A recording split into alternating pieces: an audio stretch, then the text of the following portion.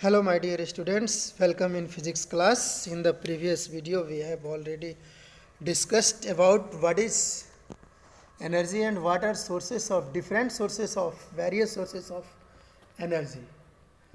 What are characteristics of a good source of energy or good fuel? Okay, we have already discussed. Also we have already discussed about the various types, various kinds of sources of energy. First, we have already categorized as a source of energy, renewable source of energy, non-renewable source of energy. Another basis of categorization of sources of energy is exhaustible source of energy and inexhaustible source of energy.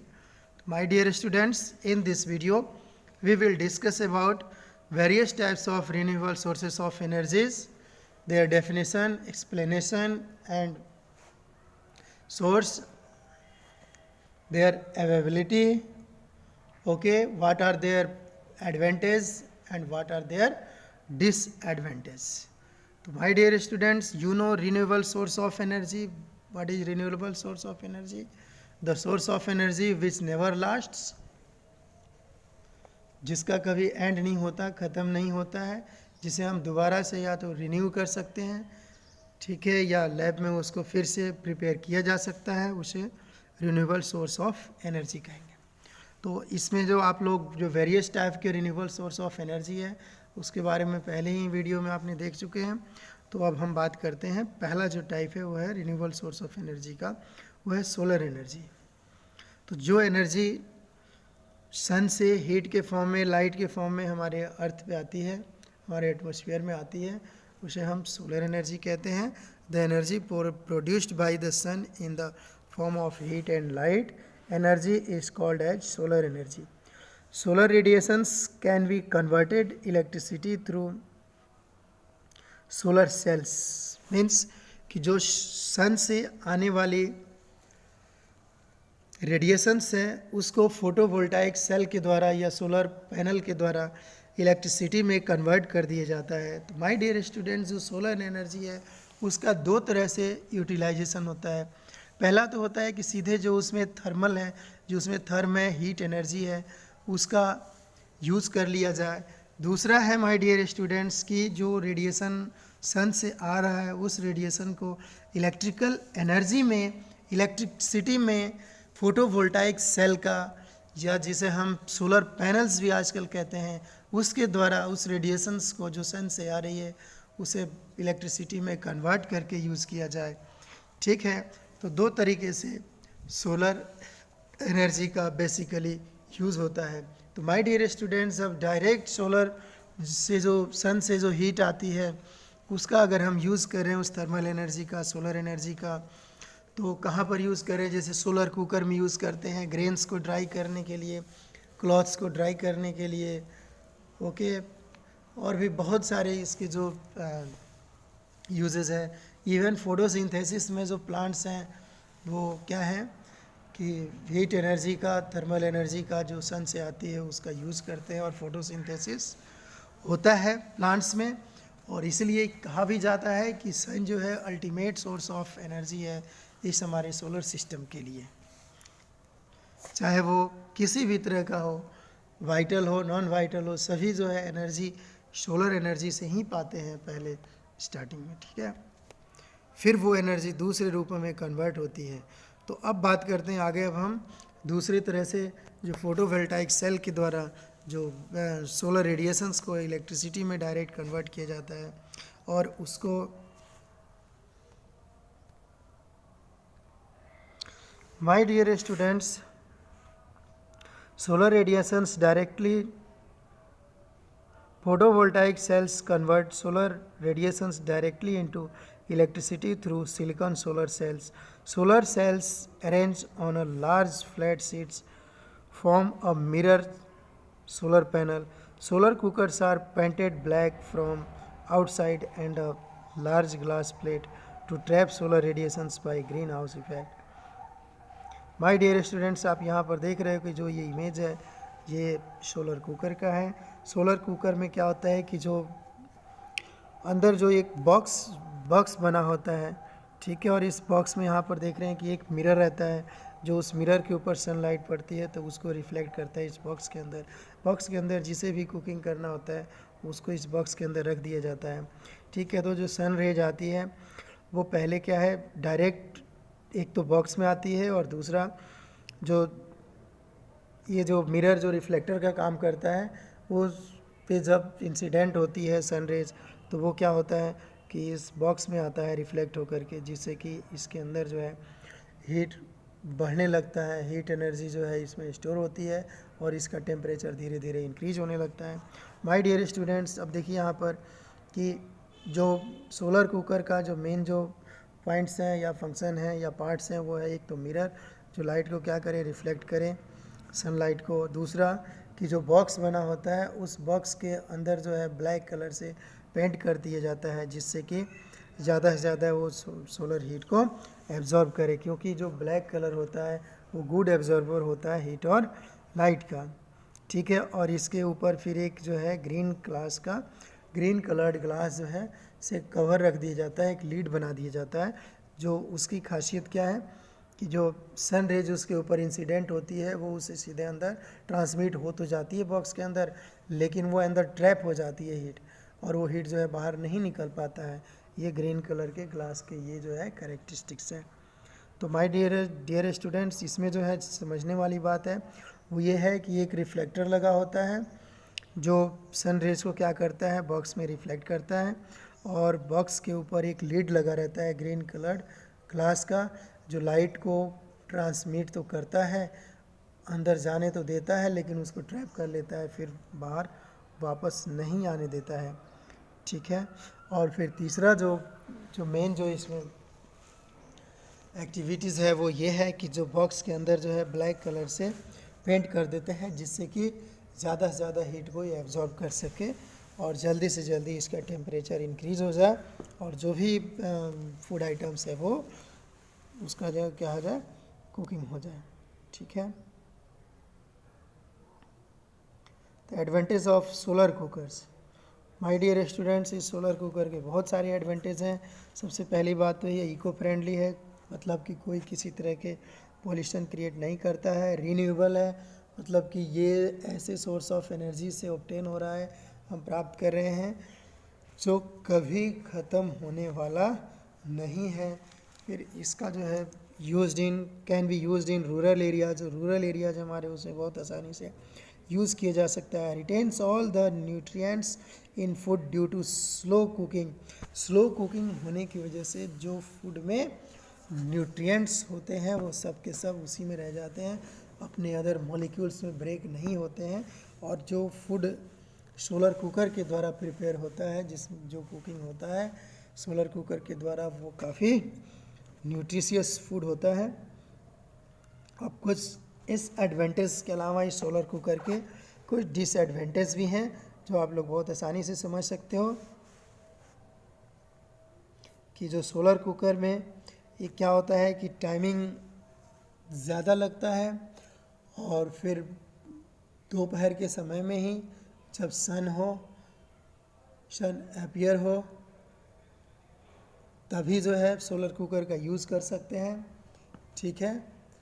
और फिर तीसरा जो disadvantage है solar cooker का वो ये है कि साल के 365 या 66 डेज़ में अवेलेबल सन नहीं रहता है, ठीक है। नाइट में भी हम इसका यूज़ नहीं कर सकते हैं, तो इसमें डिसएडवांटेज भी काफ़ी है, ड्रॉबैक भी काफ़ी है सोलर कुकर के।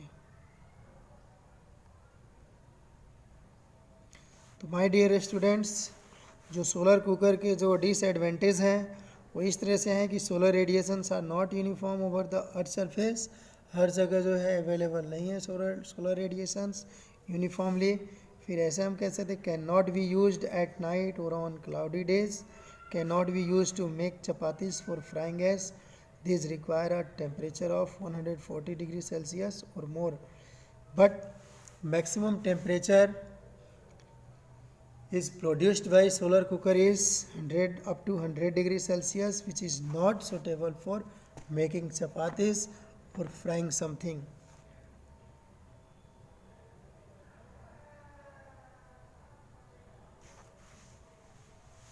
अब नेक्स्ट हम बात करते हैं माय डियर स्टूडेंट, जो दूसरे टाइप का रिन्यूएबल सोर्स ऑफ एनर्जी है वो है wind energy.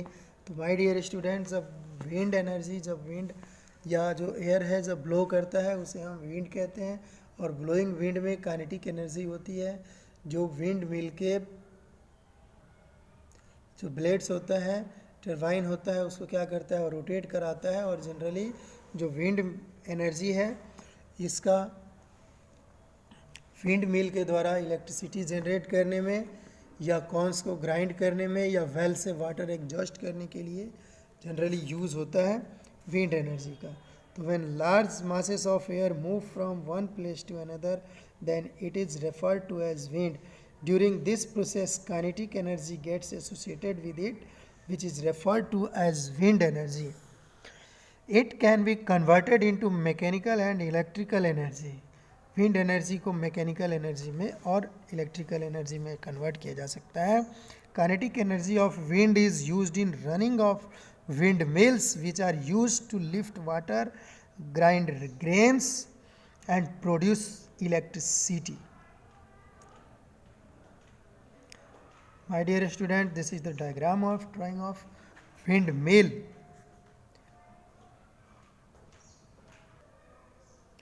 What are the uses of wind energy?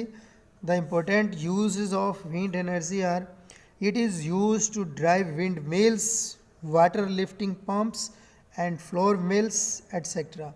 It is used to propel sailboats. It is used to fly engine, fewer airplanes or gliders in the air. It is used to generate electricity used for various purpose like lighting, heating, etc. Advantage. What are the advantages of windmill? Wind energy के बहुत सारे advantage हैं my dear students. सबसे पहला तो advantage है कि जो विंड एनर्जी है वो इको फ्रेंडली होता है, इससे किसी भी तरह का कोई पॉल्यूशन क्रिएट नहीं होता है।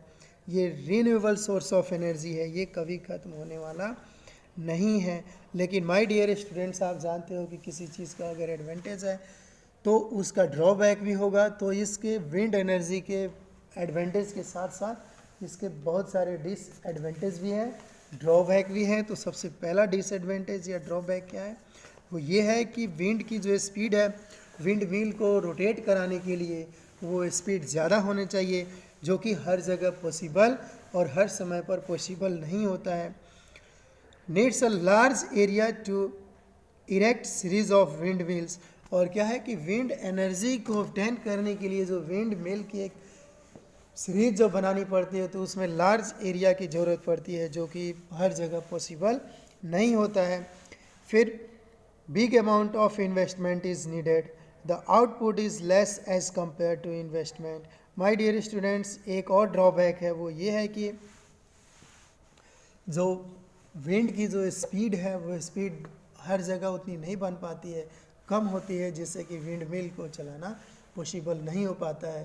तो विंड एनर्जी जो हमारे कोस्टल एरियाज़ हैं या जो डेजर्ट वगैरह है जहाँ पर स्पीड ज़्यादा होती है विंड की, वहीं पर भी विंड एनर्जी को एग्जॉस्ट किया जा सकता है, यूटिलाइज किया जा सकता है अदर फॉर्म्स ऑफ एनर्जी में कन्वर्ट करने के लिए या उसका यूज़ करने के लिए माय डियर स्टूडेंट्स। लेकिन फिर भी हर जगह विंड एनर्जी का काफ़ी यूज़ होता है। फॉर एग्ज़ाम्पल जो फार्मर्स हैं, अब तो देखिए अभी तो जो है थ्रेसर आ गया है, कंबाइन है, थ्रेसरिंग मशीन है, जिससे जो है एग्रीकल्चर या फार्मिंग किया जाता है। लेकिन माय डियर स्टूडेंट्स, जो विनोइंग के लिए, ठीक है, ग्रेन से जो सैफ होता है, हे होता है, उसको अलग करने के लिए, सेपरेट करने के लिए सेपरेशन टेक्निक्स में यूज़ होता है विंड का, ठीक है। तो बहुत सारे एडवांटेज हैं और डिसएडवांटेज भी साथ साथ हैं विंड एनर्जी के। ओके, अब हम आगे बढ़ते हैं माय डियर स्टूडेंट्स। जो तीसरा टाइप है रिन्यूएबल सोर्स ऑफ एनर्जी के, वो है हाइड्रो पावर प्लांट्स या हाइड्रो एनर्जी या हाइड्रो इलेक्ट्रिकल एनर्जी, जिसे हम हाइडल भी कहते हैं, हाइड्रो इलेक्ट्रिसिटी भी कहते हैं। तो माय डियर स्टूडेंट्स, इसमें होता क्या है हाइड्रो पावर प्लांट में कि काफ़ी ऊंचाई पर डैम बनाया जाता है और उस डैम में वाटर को रिज़र्व किया जाता है, स्टोर किया जाता है काफ़ी हाइट पर। और आप जानते हो कि जब हाइट पर वाटर स्टोर्ड है तो उसमें पोटेंशियल एनर्जी है, और उसी वाटर को काफ़ी हाइट से जब नीचे की तरफ ड्रॉप कराया जाता है, फॉल कराया जाता है, तो वही पोटेंशियल एनर्जी कन्वर्ट होती है काइनेटिक एनर्जी में माय डियर स्टूडेंट्स। और वो काइनेटिक एनर्जी, क्योंकि अब वो जो फॉलिंग वाटर है उसमें काइनेटिक एनर्जी है, तो अब उस काइनेटिक एनर्जी का कई तरह से यूज होता है। एक तो my dear student direct use होता है, जैसे कॉर्न वगैरह को या ग्रेन्स को ग्राइंडिंग करने के लिए, जो फ्लोर मिल्स होता है उसको चलाने के लिए यूज होता है माय डियर स्टूडेंट्स। और भी इसके यूज़ हैं, दो इनडायरेक्ट यूज़ इस तरह से है कि जो टरबाइन होता है या इलेक्ट्रिक जनरेटर होता है, उसके ब्लेड्स या टरबाइन को चलाने के लिए जो फॉलिंग वाटर है जिसमें काइनेटिक एनर्जी है उसका यूज़ किया जाता है। तो फॉलिंग वाटर जिसमें काइनेटिक एनर्जी है, जब वो टरबाइन के ब्लेड पर गिरता है तो टरबाइन को रोटेट कराता है, जिसमें क्या होता है कि वही काइनेटिक एनर्जी फिर से इलेक्ट्रिकल एनर्जी में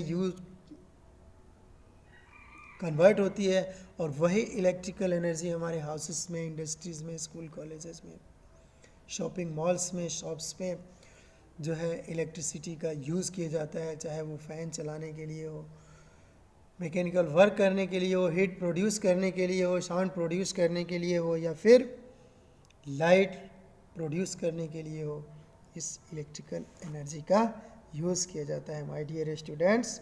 तो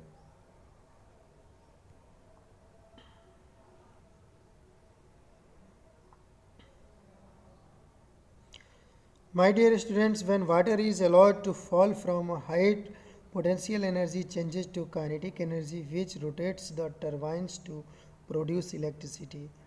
This is the flow chart of hydro power plant.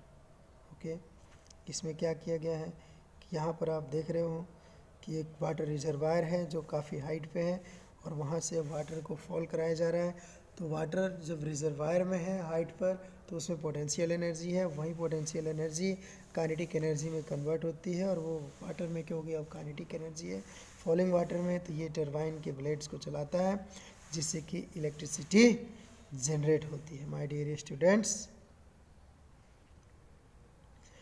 What are the advantages of hydropower plants?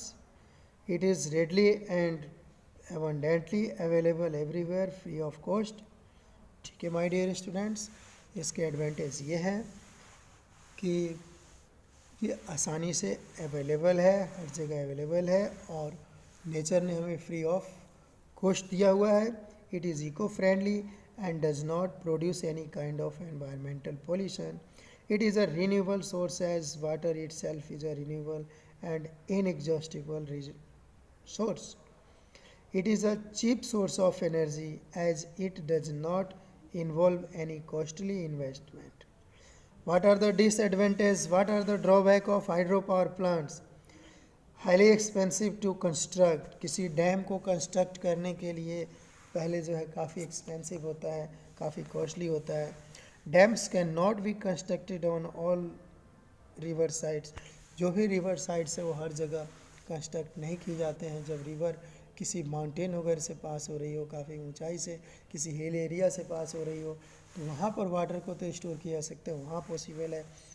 But generally जो है फील्ड में पॉसिबल नहीं हो पाता है कि डैम प्रोड्यूस किए जाएँ, डैम कंस्ट्रक्ट किए जाएँ। Large areas of human habitation and agriculture fields get submerged. जब बड़े डैम बनाए जाते हैं तो लार्ज एरिया जो है उसमें ड्रोन हो जाता है, जिससे कि एक जो कल्टीवेटिंग या एग्रीकल्चर लायक जो ज़मीन होती है वो क्या होती है, डूब जाती है, और वहाँ से जो वहाँ के रेजिडेंट हैं उनको वहाँ से माइग्रेट करना होता है. People face social and environmental problems. और जब पीपल एक जगह से दूसरी जगह माइग्रेट करते हैं, जब उनको रिहेबिलिट किया जाता है, तो वो उनको कई तरह के सोशल और एनवायरमेंटल प्रॉब्लम्स आती हैं, डिफ़िकल्टीज आती हैं. माय डियर स्टूडेंट्स, नेक्स्ट है geothermal energy. Next renewable source of energy है वो है geothermal energy. Geothermal energy is the heat of the earth and is the naturally occurring thermal energy found within rock formations and the fluids held within those formations. Energy harnessed from the heat of the sun is called geothermal energy. Magma is formed when this heat melts the rocks and hot gases are called magma. The magma gets collected at some depth below the earth's surface. These places are called hot spots of heat. When underground water comes in contact these hot spots, it changes into steam which can be used to generate electricity. Advantage of geothermal energy. My dear students, जो geothermal energy है वो renewable होता है, inexpensive होता है. What are the disadvantage of geothermal energy? Only a few sites are available for harnessing energy. Expensive. It is expensive to harness, to utilize this type of energy. Okay, my dear students, in the next video we will discuss rest type of renewable sources of energy. Okay, thanks.